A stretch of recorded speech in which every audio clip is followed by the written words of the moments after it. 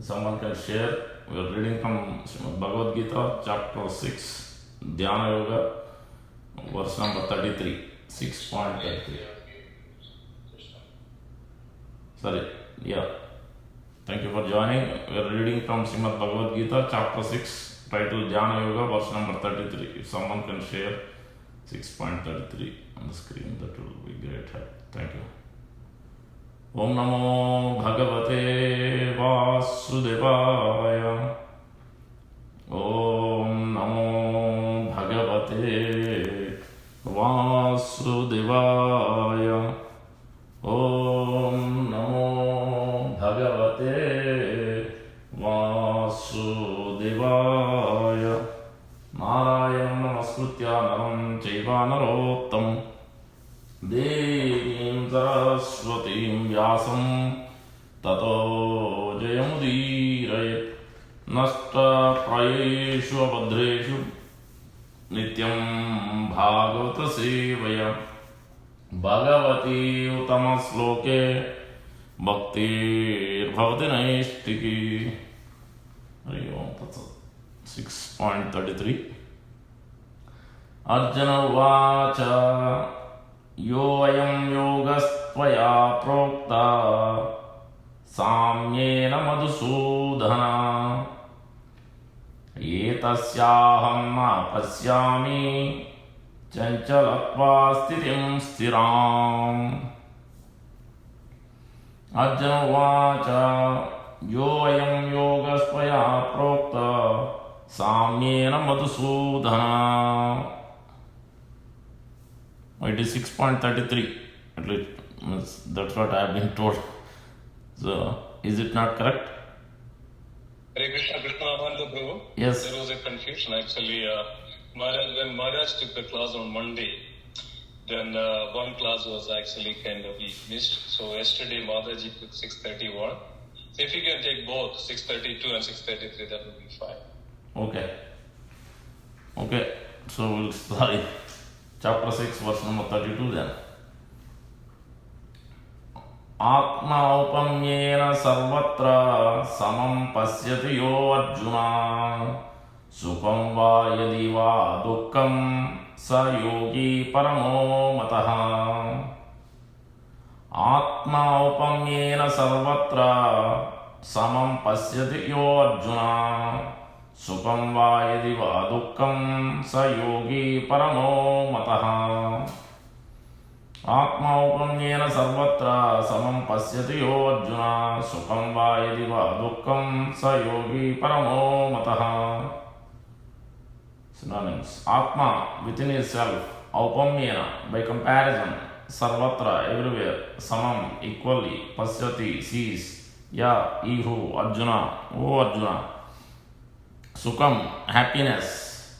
Va or, yadi, if. Va or, dukkam, distress. Such, sa, such. Yogi, a transcendentalist. Parama, perfect. Mataha is considered. Translation by Divine A.C. Bhaktivedanta Swami Srupapal Vijay.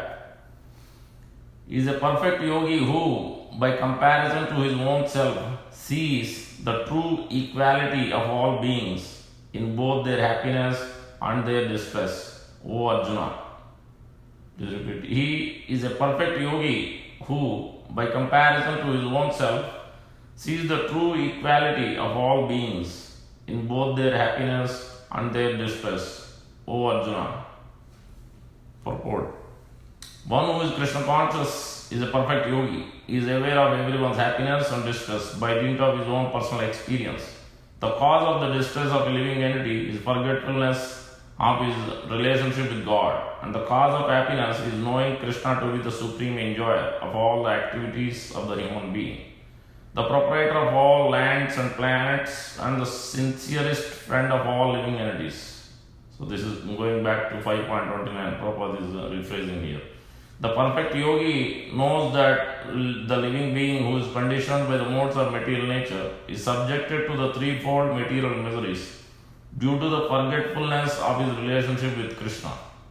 And because one in Krishna consciousness is happy, he tries to distribute the knowledge of Krishna everywhere. Since the perfect yogi tries to broadcast the importance of becoming Krishna conscious, he is the best philanthropist in the world and he is the dearest servitor of the Lord. Nacha tasmat manushyesh pachanme priyakrittamah. Bhagavad Gita 18.69, very important verse. In other words, a devotee of the Lord always looks to the welfare of all living entities. And in this way, is factually the friend of everyone. He is the best yogi because he does not desire perfection and yoga for his personal benefit, but tries for others also. He does not envy his fellow living entities. Here is a contrast between a pure devotee of the Lord and a yogi interested only in his personal elevation. The yogi who has withdrawn to a secluded place in order to meditate perfectly may not be as perfect as a devotee who is trying his best to turn every man toward Krishna consciousness. Verse number 33 now. We'll just read only one time, interest of time. Arjuna Vacha yo ayam yogastvaya prokta samyena madhusudana etasyaham na pasyami chanchalatva stitim stiram. Arjuna Vacha, Arjuna said, ya ayam, this system, yoga, mysticism, tvaya, by you, prokta, described, samyena, generally, Madhusudana, O killer of the demon Madhu, etasya, of this, aham, I, na, do not, pasyami, see, chanchalatva, due to being restless, stitim, situation, stiram, stable. Translation by Javangesi Bhaktivedanta Samskrupar.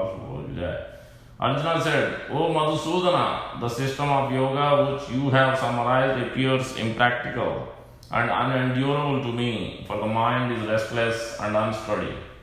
Purport: the system of mysticism described by Lord Krishna to Arjuna, beginning with the words, pay attention here, Prabhupada is summarizing, Suchau Dese, and ending with Yogi Parama, is here being rejected by Arjuna out of a feeling of inability. It is not possible for an ordinary man to leave home and go to a secluded place in the mountains or jungles to practice yoga in this age of Kali. The present age is characterized by a bitter struggle for a life of short duration. People are not serious about self-realization even by simple practical means.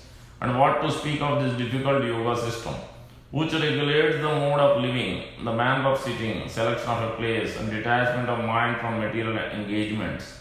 As a practical man, Arjuna thought it was impossible to follow this system of yoga, even though he was favorably endowed in many ways. He belonged to the royal family and was highly elevated in terms of numerous qualities.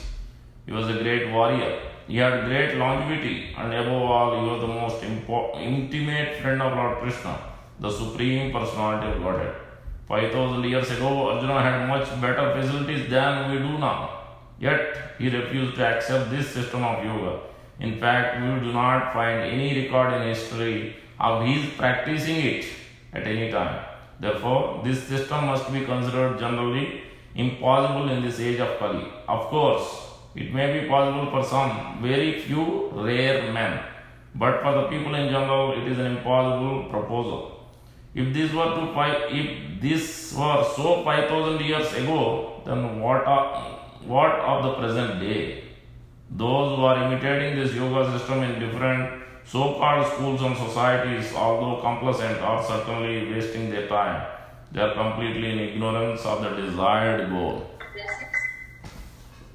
Okay, try to understand this verse. Om Jnanatimrandasya Gnananjana Sarakaya Chakshurunmilitam Yena Tasmai Sri Gurave Namah Mukam Karoti Vachalam Pangum Langete Grim Yatkrupatamaham Vande Sri Gurum Denataram Paramananda Madhavam Sri Chaitanya Iswaram Vancha Kalpatarubhyasya Kripa Sandhubhaya Vacha Patitanam Pavanebhyo Vaishnavebhyo Namo Namah. Vaishnav Jai Jai Sri Krishna Chaitanya Prabhu Nityananda Sri Advaita Gadadhara Sri Vasadi Gaura Bhakta Vrinda.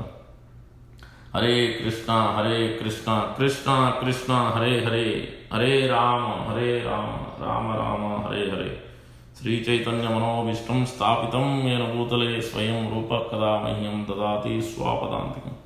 Shri Rupa Goswami Prabhupada Ki Jai, Prabhupada Ki Jai, Gaura Bhakta Vrinda Ki Jai. So, I'm discussing from chapter 6, Dhyana Yoga, Hatha Yoga, Ashtanga Yoga. verse number 32 and 33. Just let's go through the actual sections of this chapter quickly, and then we'll dive deeper into this specific verse 32 and 33.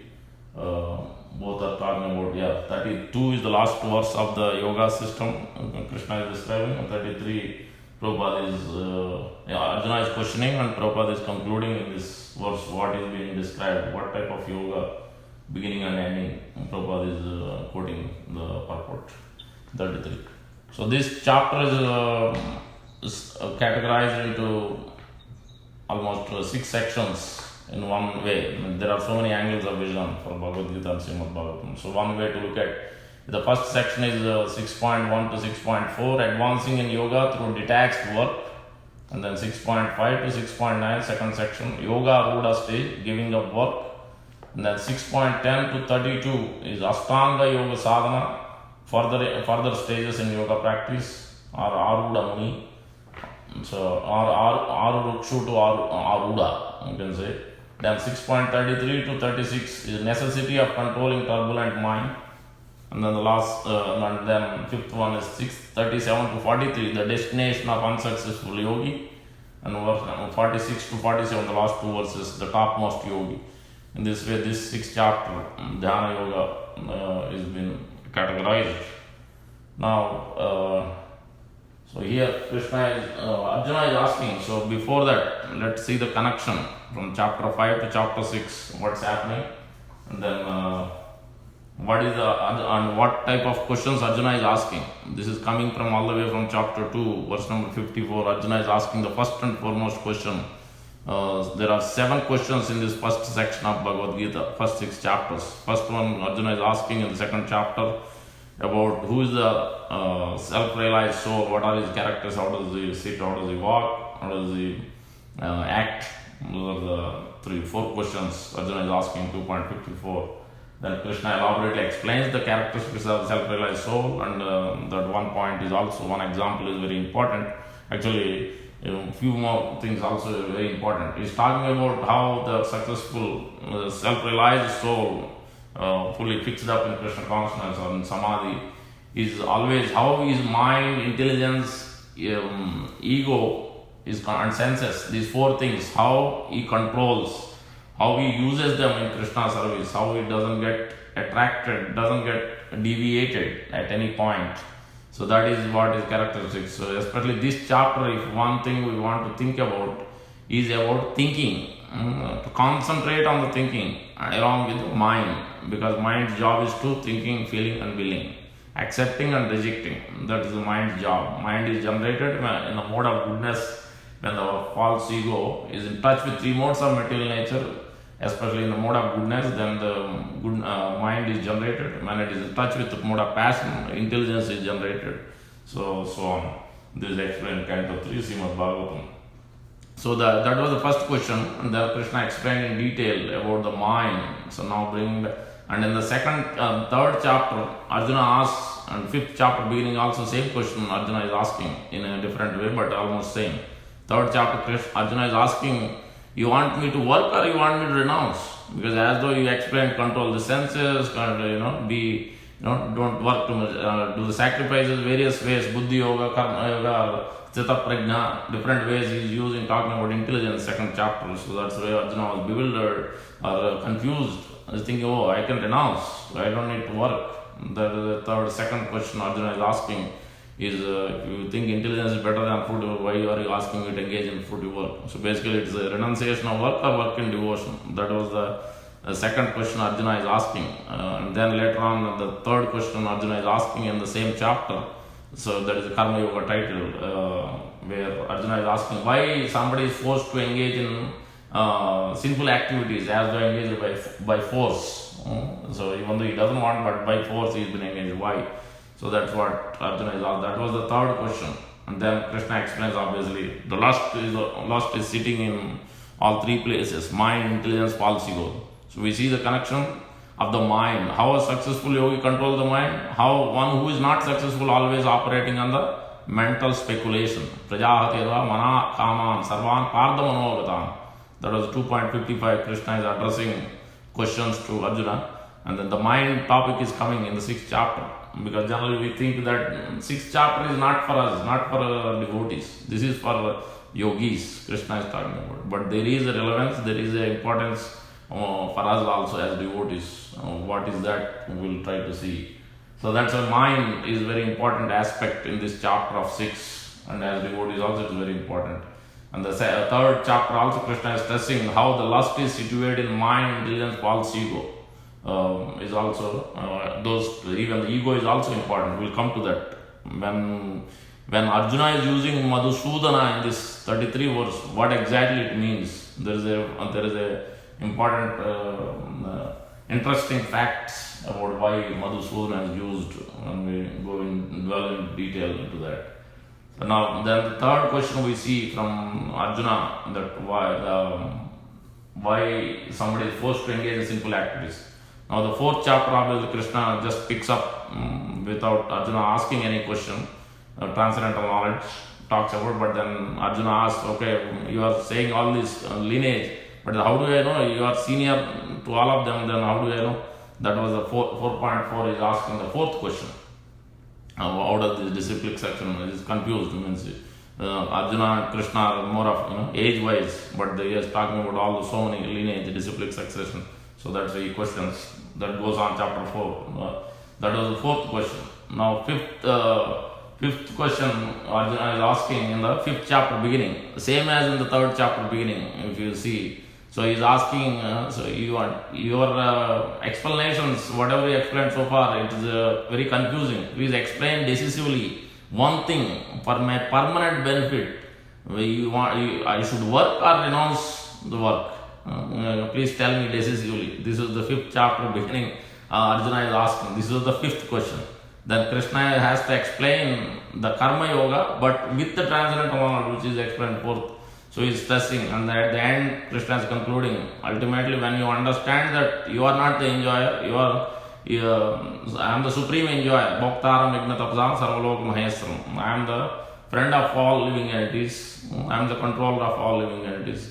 So in these 3 things, if you understand, then if you offer everything to me in that way, when you work in that way, then you will be able to attain peace, and you will be able to think of me and attain me. So that's what the 5th chapter is concluding. Now 6th chapter, Krishna started explaining about this Dhyana Yoga, because in the 5th chapter ending, the connection between 5th and 6th is 5. I think last button 29th is Bhoktaram. Before that, 2 verses 27 and 28 is talking about shutting the sense objects.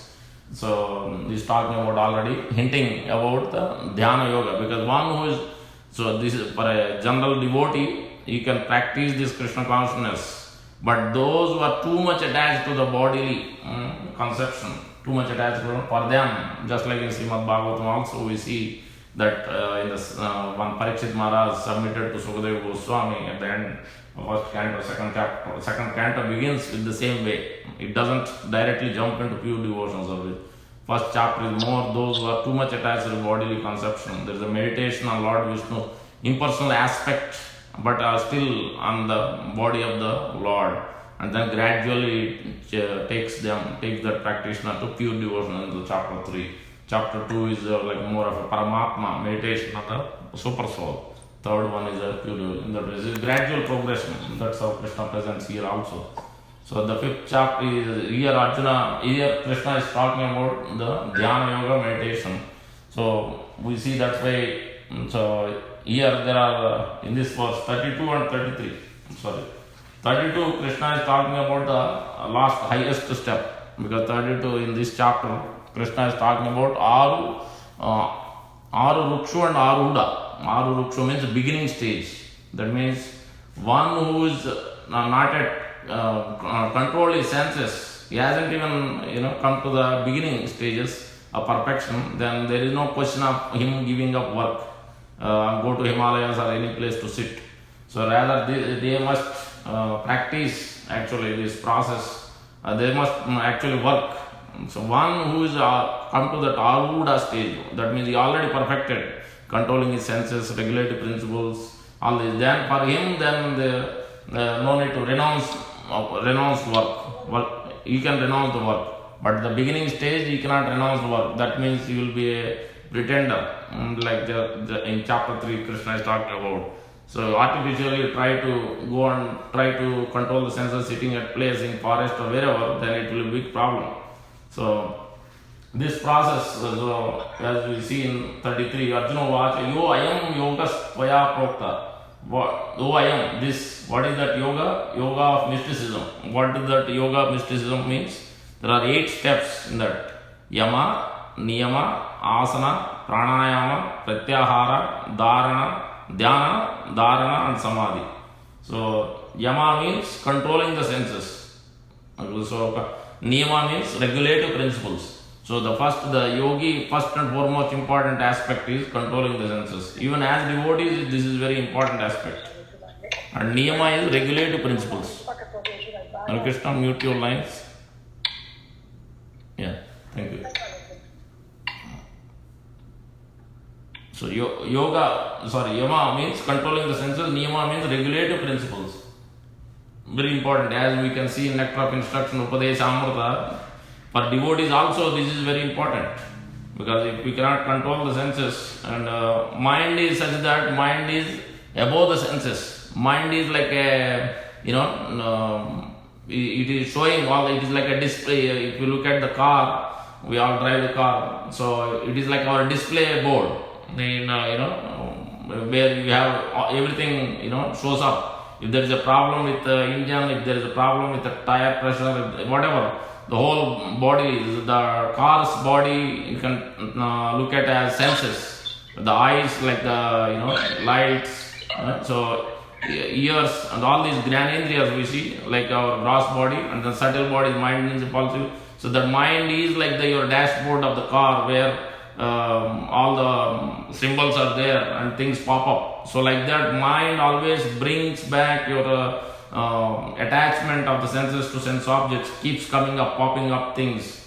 So if you are not controlling the senses, especially Yama, which is from various sense object attachment, then it will be very difficult to sit at one place.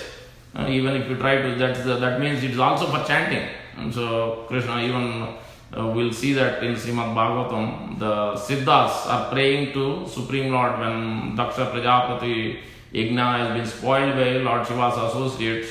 Then Lord Brahma takes them, finally Lord Vishnu appears. There is a prayers by each and every living entity there. Lord Brahma, Lord Shiva. One of the prayer is by Siddhas, Siddhaloka, who are the perfectionists of all these eight steps. Which the first one is Yama. So for devotees also very important. If we are not able to control the senses, that means we cannot focus on our chanting. We cannot get up in time.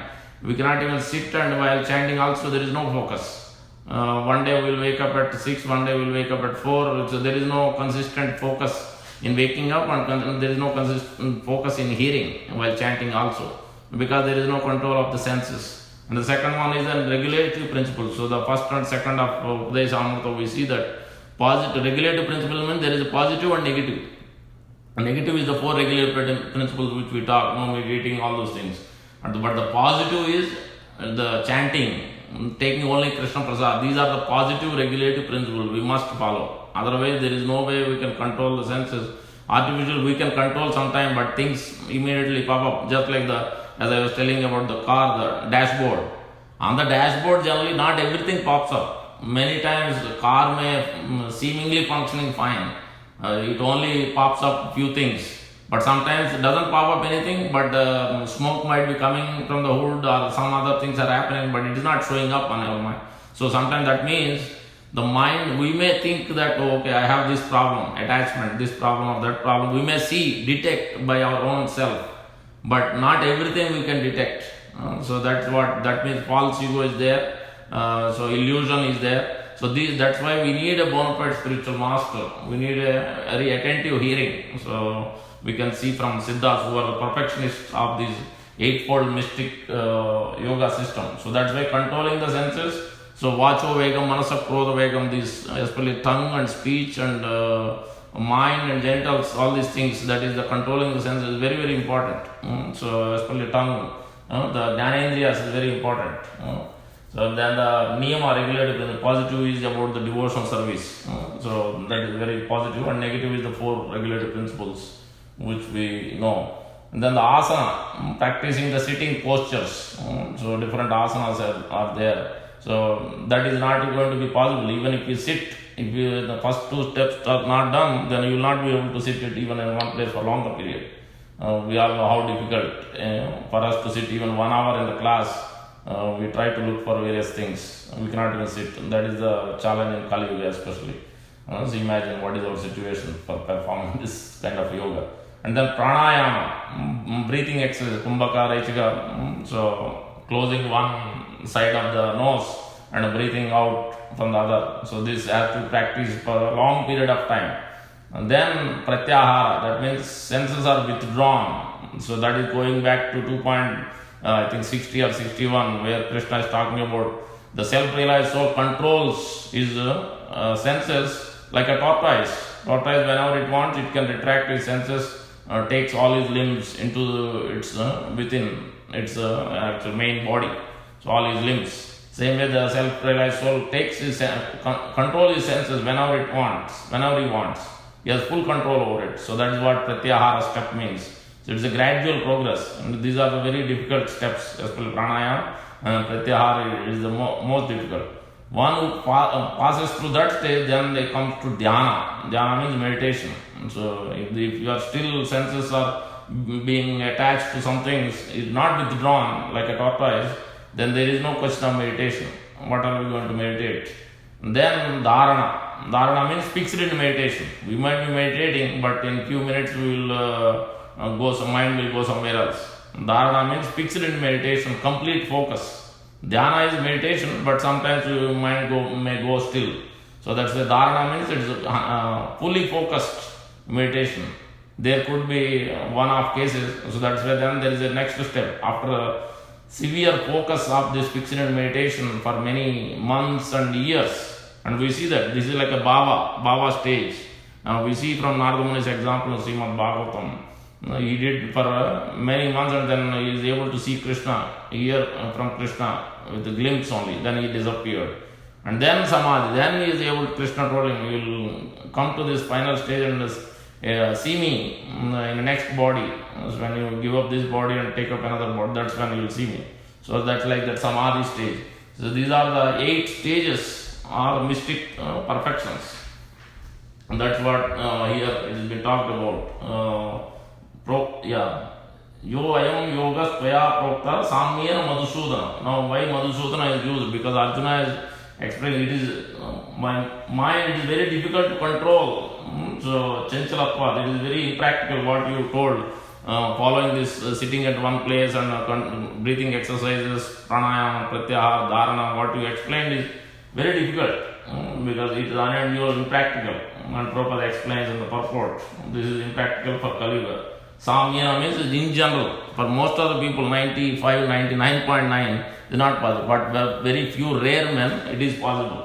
So why Madhusudana is used? In general, Madhusudana is a demon. Arjuna had doubts, so that's why he wants to kill these doubts. But later on, if we look at further by our acharyas, Baladev Vidyabhushan is talking about referring this. Madhusudana iti tasya shokam api madhuvan ni hanishyati bhavaha. That means who Madhusudana means here specifically it is referring to remove that shoka, lamentation, illusion from the heart of the living entity practitioner, from the Arjuna especially is asking in this way. And then further Sridhar Swami, our original commentator on Srimad Bhagavatam, elaborates this in a different way. Madhusudana is also another meaning is Madhu is also honey. Madhusudana means one who killed Madhu demon, Madhu Kaitava. It was when this is in the original, in the beginning days of creation. When Brahma was born, that time itself this Madhu and Kaitava came out from the ear wax of Lord Vishnu when Lord is in the Yoga Nidra that time. So that time then Lord takes Hayagriva horse incarnation and finally kills them by asking them the boon and finally kills them.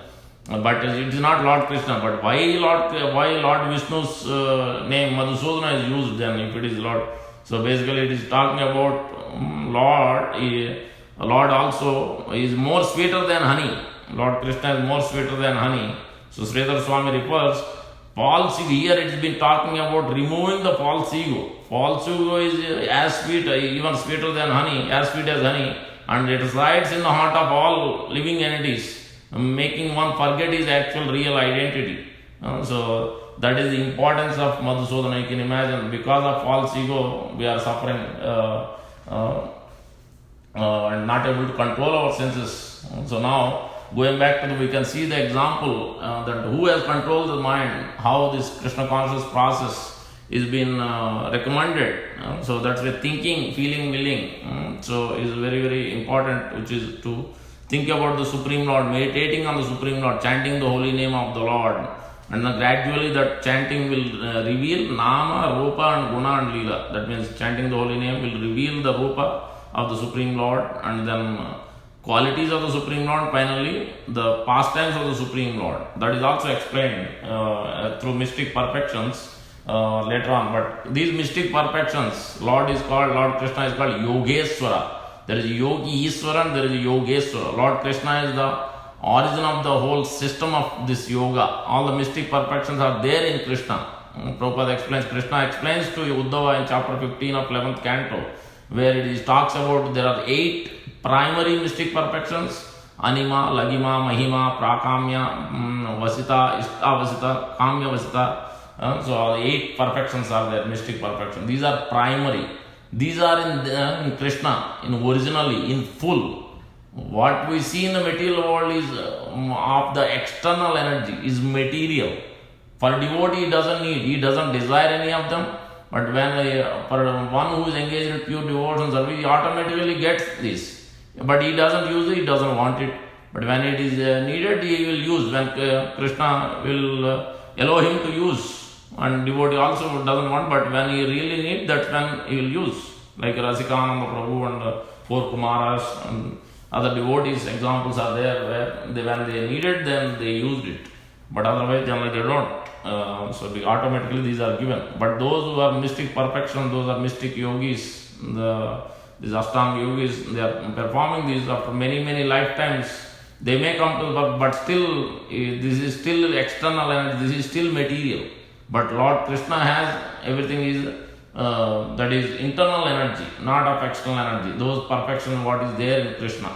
So those are 8, and then there are 10 secondary perfection Krishna talks about in verse number 6 and I think it's 6 and 7. 10 minor things, which is talking about thinking, even knowing what is there in somebody's mind.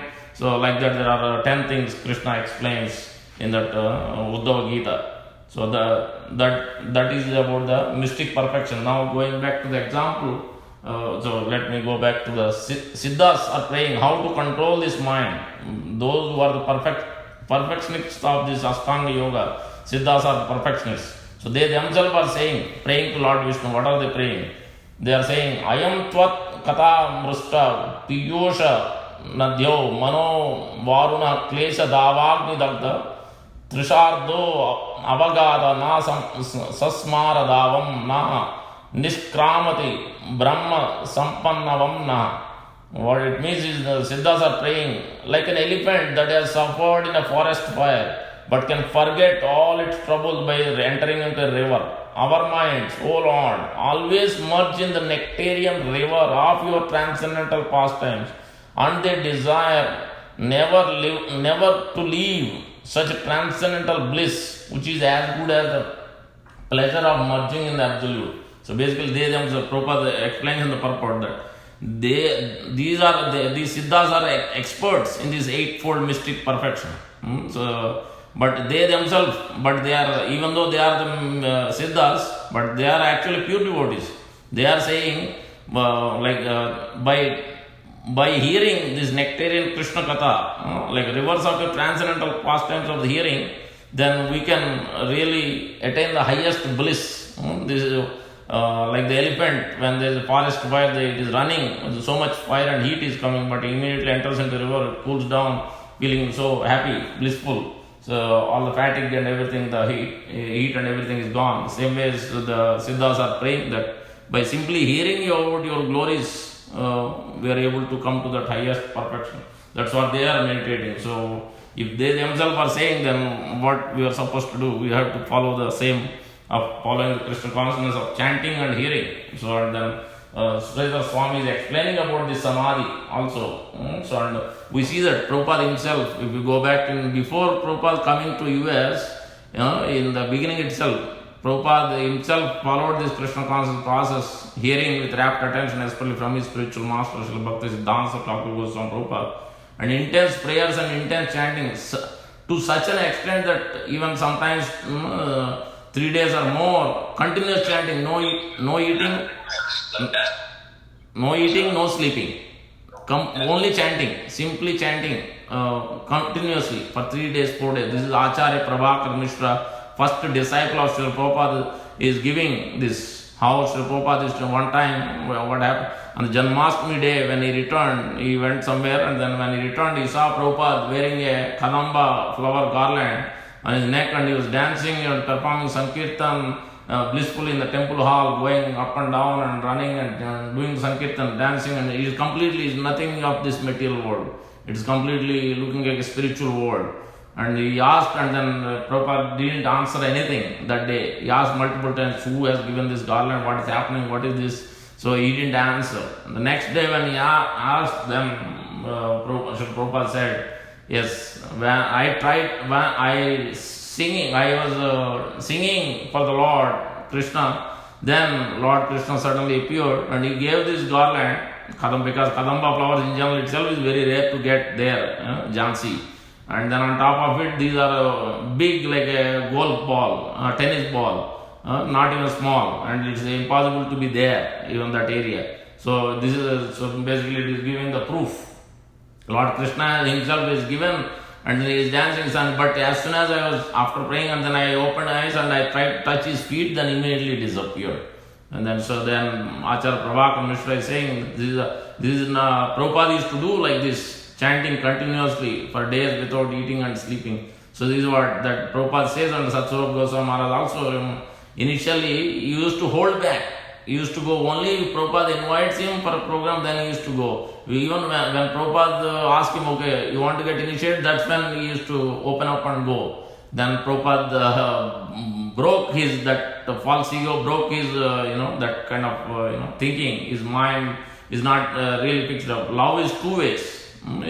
You have to fully surrender. You have to offer yourself. It is not that one way. Prabhupada, the spiritual master, will reciprocate always. Look, so we need to also reciprocate. We need to ready to offer everything. So here, Srila Prabhupada, you can see while he is chanting, while doing his any devotion service, Prabhupada is fully doing with his all his mind, intelligence, real ego, submitting everything at the lotus feet of spiritual master and Supreme Lord.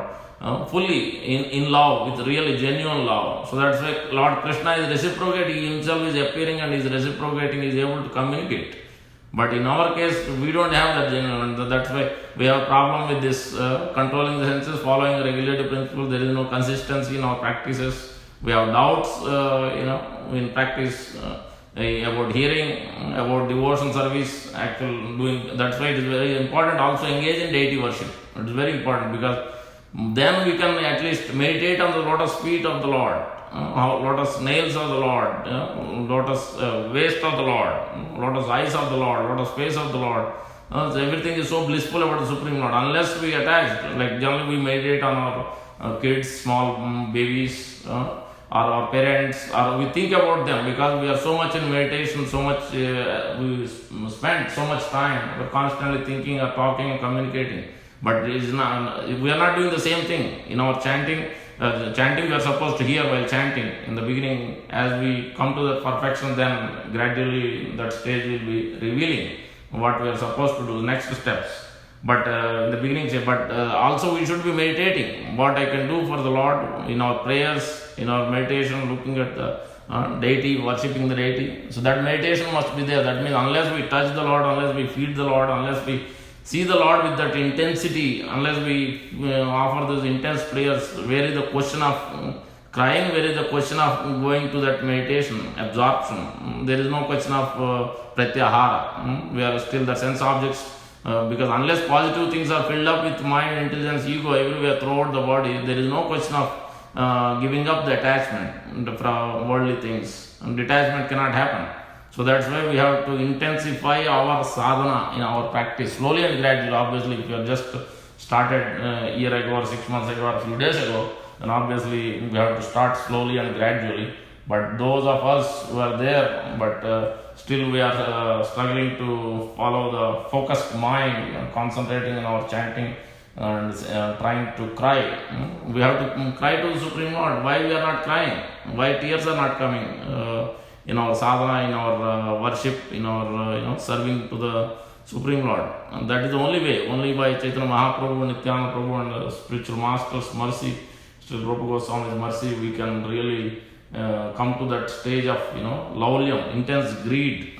So otherwise it's impossible to come to this. So that's why here Sridhar Swami is saying, not only hearing, not only meditating, but Baba, you must preach. He's telling, Prabhupada is quoting, Samajana tad anusmara tad vichestita. Try to contemplate, meditate on the activities of the Supreme Lord. Not only that, but preach. That will help. Akilasya bandhasya muktaye tam anusmaras bhrutya varnayata. Varnayata means you must speak to others, you must preach. And how it should be, it must be cleansing. That means external cleansing must be there and internal cleansing must be there. So that is Shuchi, Sudhya, Srava, Yasha, Satya, Ratandritani, Grutani, Yasya, Bhavam, Evam, Mahagunas, Tavad Artha, Gurukramasya Viditam, Chestitam, Leela, Samajana, Chittaika Ekagrena. So without diverting your heart and mind to any other business, preach to others. So that's why Chanakya Pandit, this is the spiritual master's instruction, and the leaders, those who are guiding others, it is instruction Chanakya Pandit is giving. Don't try to praise those who are we are trying to guide. So that's what Prabhupada used to chastise more, because this is the main. Otherwise, if you put your subordinate at will, it increases the faulty habits. If you chastise them, they will improve. Tasma sriyam cha srutam cha tad deyam natu talayet. Therefore, it is advised, elder son or disciple always chastise, not give lenience. That doesn't mean we don't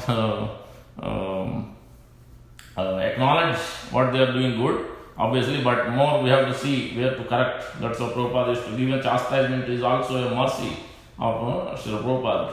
And we see that in Bhagavad Gita, in the attaining Supreme Krishna, Prabhupada is clearly saying, and Krishna is clearly telling, Tasma sarveshu kalesh mam anusmara yuddhacha mayarpita mano buddhi mame vaisya samsaya.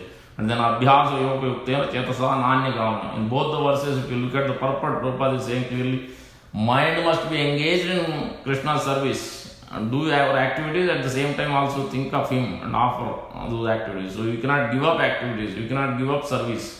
You cannot give up chanting, you cannot give up hearing. These must go on, but everything must be offered at the lotus feet of spiritual master and Supreme Lord, and try to hear more and more from the Srila Prabhupada and the spiritual master regularly. So that way we will clearly know where our drawbacks are, defects are, what's the problem. Because the Super Soul is seeing our heart, and then even though we may not ask, then at least through these lectures, our defects may be pointed out. Just like Prabhupada, the disciple used to say, most of the disciples, oh, Prabhupada exactly know, he went through my heart and he could see what my troubles are. Without me saying anything, Prabhupada used to say this. Because how do you know? Because Paramatma is there, he knows exactly. So automatically spiritual master knows, and immediately that comes out. But we have to pay attention, we have to hear. If we don't even hear, then how will we know what defects we have and how to correct it? So that's why it is very important about this hearing aspect, which Siddhas are saying, which Sridhara Swami is saying, hearing and also speaking. And that's what we see Swayambhu Manu, my Guru Maharaj was mentioning, and we see in 4th canto, Swayambhu Manu, the Grihasthas, what they are supposed to do, how to practice. The practice goes, Swayambhu Manu as a Grihastha, he was doing hearing every day in the morning. Not only that, they used to sing, the band of Gandharvas used to sing for him. So what we are supposed to do, either we go to Mangalarti or you have to watch Mangalarti or you do Mangalarti at home. So, or if not Mangalarti at 6 or whatever time, at least do something or here, watch from Mayapur TV, Vrindavan TV, so many temples are giving live. So you are engaging, you are watching, so that way your mind is absorbed. Out of 24 hours at least, start with 1 hour or half an hour, then gradually it must be increased. Gaur Govind Maharaj used to read 3 hours before even Brahma Muhurta, 2 or 3 in the morning. He used to do 2-3 hours reading, then chanting, then devotion service. This is the way. So this is how they intensify your actual absorption or mind. Otherwise, so many millions of years we have engaged in so many other activities. How will we transfer that? So that's what here this chapter 6 to chapter 7, Krishna is emphasizing that. And chapter 7, that's why Tat Shrunu is telling.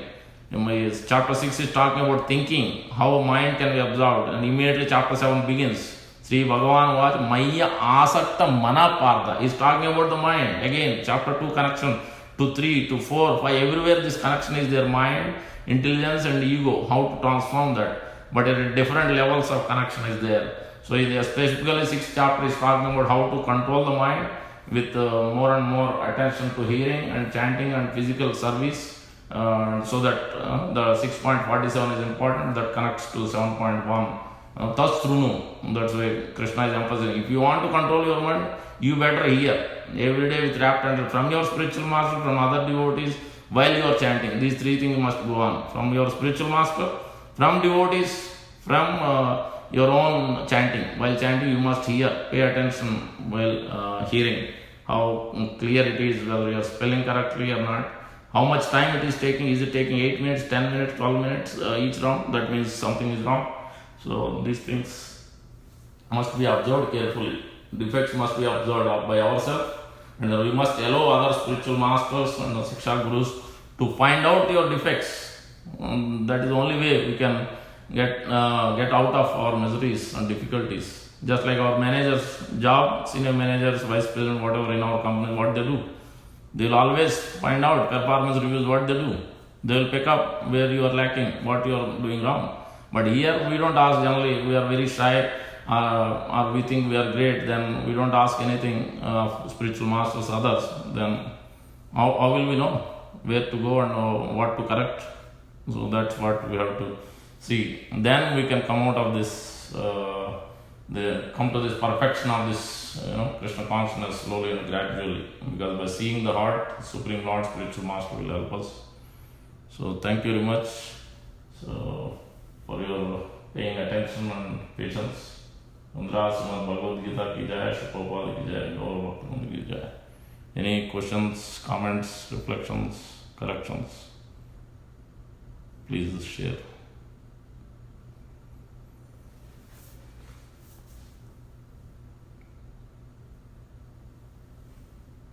Yeah, wonderful. Thank you so much, Guruji, taking the Dhyana Yoga, the important aspects of controlling the mind and engaging in Krishna consciousness, nicely covered. Thank you so much. Dear devotees, anything you would like to add, share, any questions, comments, reflections? This is the time, we have time. Please open up and any discussions or anything you want to add or anything you want to share. Thank you so much.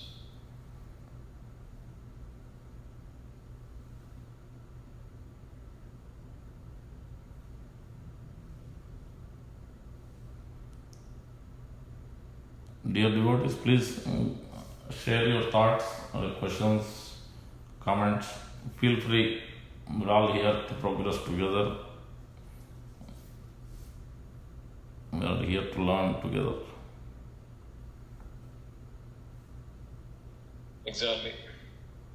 Inspiring each other, learning from each other, share the thoughts, reflection, realizations. So we get, we get more, purify ourselves. Any reflections if you have? Hare Krishna, Prabhuji, wonderful points, Prabhuji, and as you're explaining that 8 steps in Ashtanga Yoga, And I was relating to what Rompad Maharaj was saying, and so nicely Prabhupada says that it's goldsmith hammer versus blacksmith hammer. That how that is. Maharaj was saying wonderfully that ultimate aim, ultimate goal, you reach at the same place, but one is like tuk, with small purifications versus blacksmith hammer one time, and then that's it, all the anarthas gone, and that's blacksmith hammer is the bhakti yoga. So yeah, very wonderful points, Prabhuji. Thank you so much. Thank you for sharing. Yeah, sorry I couldn't come yesterday. I heard in the phone. Yes, blacksmith or goldsmith. Yeah, perfect It was example. on Monday. It was on Monday class. Yeah, correct. Yeah, not yesterday. Yes. Then I also we see that Prabhupada used to correct disciples such that one time one devotee he is the leader, so he used to control too much devotees and different things, control too much.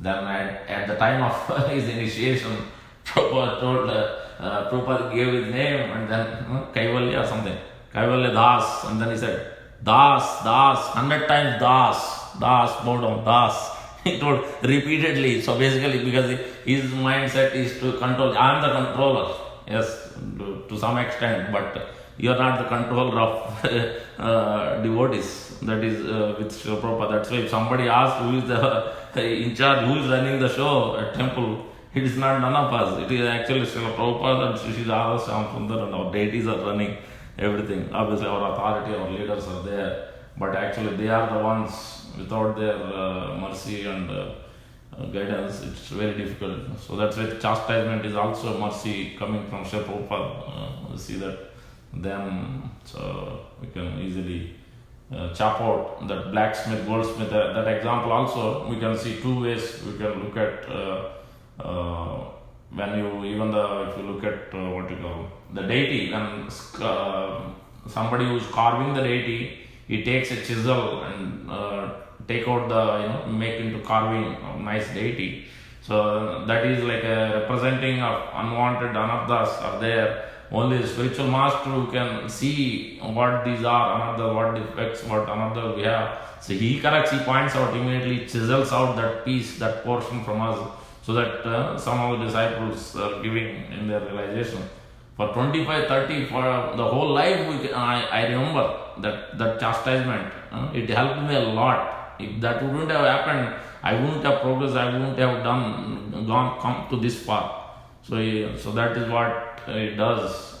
Spiritual master's chastisement is also, even the leader's chastisement. We should never take negative ways from our devotees, senior leaders, devotees say something. We should take it in a positive spirit. In majority of the cases, there might be few rare cases out of envy or out of something they may say sad, but always we should take it in a positive note so that it can help us to correct our attitude. Other way, Krishna is also mentioning that constant absorption, just like Prabhupada is giving the example, is caterpillar. Caterpillar is absorbing, it's constantly, then it is becoming butterfly, because it is constantly looking at and seeing, then it became a butterfly. So like that, we need to also absorb more and more in whatever different forms of devotion service, the lotus feet. That's why Prabhupada is emphasizing the 3 times samsara prayers, attending Mangala Arati, because that's when we sing this. That's when, and then offering, each time we offer obeisance to spiritual master or Srila Prabhupada at the temple or at home, each time we offer, we have to ask for forgiveness. Each time, not just only festival day or Vyas Puja day. Obviously, Vyas Puja day we must ask, but even every time we bow down in front of Prabhupada or spiritual master, we must seek forgiveness. We must ask him to remove our unwanted things in our heart, so that way we can progress a little bit faster. I have a follow-up question here, Prabhuji. Yes, good. That third chapter, I'm forgetting the verse, but the meaning of that is that if somebody is, doing all these different services, trying to control the mind, but at the same time, trying to control the senses, but the mind is actually fixed on sense gratification, then that person is nothing but a Pakhandi, is just doing a show of it. Now, how do you, and then as we are talking about anartha removals, and then chisels, and then it's also said that when somebody is in service of Krishna, automatically, slowly, through the devotional service process, all these anarthas will go away, senses will be purified. So how do we understand, Prabhuji, this, and then how do we see the progress? Is the progress happening or not? What are the symptoms of that? And how does this whole process works? If you can describe that, that will be great, Prabhuji. It's such a big elaborate question. So the verse you are referring to is the last line, is Mityaschara Sauchite, who is a pretender. Yes. One who is trying to, just like he is trying to become a Haridas Thakur, and trying to chant secluded place, sitting at home, or doing this Ashtanga Yoga, even though it is not prescribed by spiritual master, nor it is prescribed by Sri Prabhupada, nor it is prescribed by some authority or some Siksha Guru. So if somebody is doing, that's why Anukarana and Anusarana is there, imitating and following. So following means we have to get some guidance, and somebody is instructed us to do, then it is good. But if we take it up on ourselves, either speculation or read something in Google, or by our self-study, we pick up something and try to follow, then it may not be a right result. And the way to detect is, Prabhupada is giving that example of, the verse Prabhupada quotes always, Bhakti Paresha Anubhava Viraktiranyatra Syat. So to the degree we are developing detachment, to that degree we are progressing. We can see ourselves. That means if we are still getting attachment, we are not able to, especially the chanting, especially our devotion service, especially our hearing, and still agitations, anxiety is coming up. Not anxiety about Krishna is very good, anxiety about distribution of books, anxiety, anything about Lord service is good, that is very good. But anxiety about anything, about material things, any of sense gratification, any levels, the highest is that Maithuna, and Maithuna Grohame Sukham Hituchum. That is the biggest problem, and it takes long time. More, because it is based on today, this lifetime and previous lifetime. To the degree we have done those activities, to the degree it takes time. Somebody asked Prabhupada, generally at the time of initiation, karma is taken away, right? Everything is taken. Yes, it is like a fan switched off, then it takes time. So like that, but still the proclivities, the desires are there inside the heart. So to the degree we surrender, to the degree we follow under the guidance, and to the degree we progress, to the degree we are detached from these things. Just like a small example, eating. Yes, we may be eating, so even as devotees generally, we may eat outside things. So to the what degree we take and what control we have, that it is just like the sweets. To what degree we take, yes, we can take so many sweets also. We might be very much attracted and attached to it. But so that's why these regulated principles are there. It doesn't mean we completely stop sweets, but there is a sense control must be there as devotees also. That's why the 6th chapter is very important. Prabhupada talks about it in different lectures, different classes, that this controlling the senses must be there. So to some extent, at least gradually we can give up. Obviously when we are traveling, Prabhupada, if you look at Prabhupada never used to take anything, hardly. But unless out of compassion he used to pick up something, if the air hostess or some devotees or some outside people or some leaders or somebody gives something, then he may take it to show the mercy. But otherwise he never, even while traveling also he never took anything. Sometimes fast whole day, sometimes nothing, no prasadam left. Even Puri, even after working so hard in such a old age, but still Prabhupada is alright, he'll wait till next day. So this is all because he is perfected his controlling senses, but we are not at that level obviously. So that's it's a gradual progress, and we have to see each year, each month, or not each month, if not at least every 6 months or a year, we have to see where we are. How is your chanting progressing? How is your hearing progressing? What we are, even though we may not be doing Bhakti Shastri, Bhakti Vaibhav, all this, that is one type of indication. But at the same time, many devotees might be doing that these days because now at least they are following other devotees and trying to do that courses. But at the same time, we have to actually not theoretically studying and hearing, passing the exams, but more practically what we are implementing, how in our life, how much we are putting that into effort, especially the Upadesha Amrita, to what extent we are serving devotees, to what extent we are controlling, actually we are in blissful state in our chanting, in our dancing. And we have to see, just like if you look at, go to LA, go to Mayapur, go to Vrindavan, what kind of chanting and dancing is, you can see is completely different, because they are completely in a different mood altogether. So that's what we have to come to. So, but when we see, when we come together, there is no real, means we are not at that intensity. So we are not jumping up and down. So we are not jumping much at all. So that is what is, focus is lacking.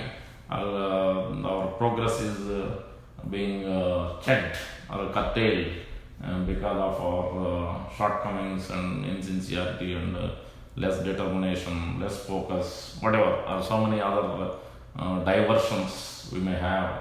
And sometimes it is difficult, especially as grosthas, it's even more difficult, more challenges, because not one parameter, and then on top of it, this COVID and job situation, it is making it difficult.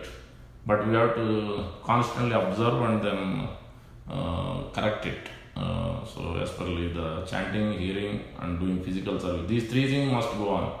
So yeah, that's what I would say. And if you want anything particular, specific, we can discuss further. But it's an elaborate subject.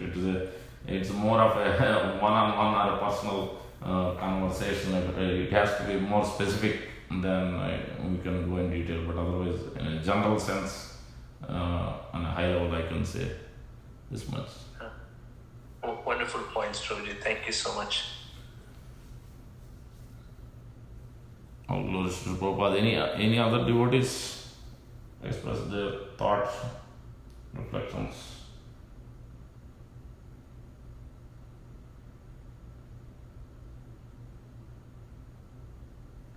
Especially Balram Jayanti is coming up, and Janmashtami is coming up. These two are very, very important festivals, especially Balram Jayanti.